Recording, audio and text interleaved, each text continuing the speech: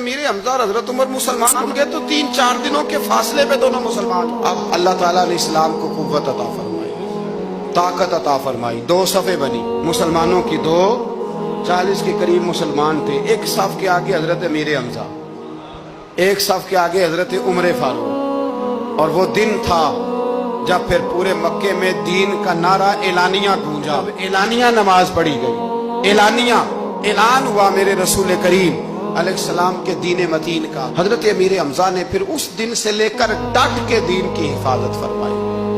کئی لشکروں کا حضور نے انہیں امیر بنا کے روانہ کیا. ہر جگہ وہ ڈٹ کے گئے, ڈٹ کے پہنچے, ڈٹ کے اعلان فرمایا. پھر میدان احد کا مارکا آ گیا, حضرت امیر حمزہ کی شہادت کا وقت آ گیا. بخشی کہتا ہے کہ مجھے کفار نے تیار کیا کہ حضرت حمزہ کو شہید کرنا ہے. میرا ٹارگٹ تھا. ایک حربہ ہوتا تھا دور سے, سمجھ لیں نیزہ, وہ دور سے کھڑے رہ کے یوں پھینکتے تھے تو سامنے والے کے وجود میں پیوست ہو جاتا. ویسے تو کسی میں جرت نہیں تھی حضرت امیر حمزہ کے سامنے آنے کی. تو وحشی کہتا ہے میں پہاڑ کے پیچھے چھپ کے انتظار کرنے لگا کہ حضرت امیر حمزہ رضی اللہ تعالیٰ عنہ, حضرت امیر حمزہ رضی اللہ تعالیٰ عنہ کہیں مجھے نظر آئیں تو میں ان پر وار کروں. کہتے ہیں کہ میں چھپ کے انتظار کر رہا تھا. اچانک حضرت امیر حمزہ بڑی دلیری سے لڑ رہے تھے, گاجر مولی کی طرح کفار کو کاٹ رہے تھے. وہ میرے سامنے آئے تو میں نے پیچھے سے نیزہ مارا. اللہ اکبر. کہتے ہیں اللہ رسول کے شیر کے وجود میں نیزہ پیوست ہو گیا, لیکن ایک دفعہ وہ گرنے کے بعد دوبارہ اٹھے. زخم گہرا تھا, توانائی نہ ہو سکی تو پھر گر گئے. کہتے ہیں لوگ جمع ہوئے لیکن آپ کی شہادت ہو چکی تھی. جب دنیا گئی تو میں نے جا کے دیکھا کہ حضرت امیر حمزہ شہید ہو گئے. ہندا ابو سفیان کی زوجہ نے مجھے کہا تھا, اس وقت وہ غیر مسلمہ تھی, مجھے کہا تھا, تو کہتے میں نے ان کا کلیجہ نکال کے انہیں دیا. پھر وہ آئی اور آ کر کے اس نے حضرت امیر حمزہ کا ناک کاٹا, ہونٹ کاٹے, آنکھیں نکالی, کان کاٹ دیے. امیر حمزہ کو شہید کر دیا گیا. حضور تشریف لائے تو بڑا ہی روئے, آنکھوں میں آنسو ہیں, شدید پریشانی ہے. آپ کی ہمشیرہ حضرت امیر حمزہ کی ہمشیرہ حضور کی پھپھو حضرت صفیہ دور سے آئیں. جب انہیں پتہ چلا تو نبی کریم نے حضرت زبیر ابن عوام سے فرمایا اپنی ماں کو روکو, یہ بھائی کا چہرہ دیکھے گی تو برداشت نہ کر پائے, انہیں منع کرو, انہیں روکو. حضرت صفیہ کو جب کہا گیا تو وہ کہنے لگی اور بھی کئی باتیں ملتی ہیں تاریخ میں, لیکن فرمانے لگی ایک بات یہ بھی ملتی ہے. کہنے لگی مجھے پتہ چل چکا ہے میرے بھائی کے ساتھ بڑا ظلم ہوا ہے, لیکن میں نے رب کریم سے صبر کی توفیق مانگی ہے.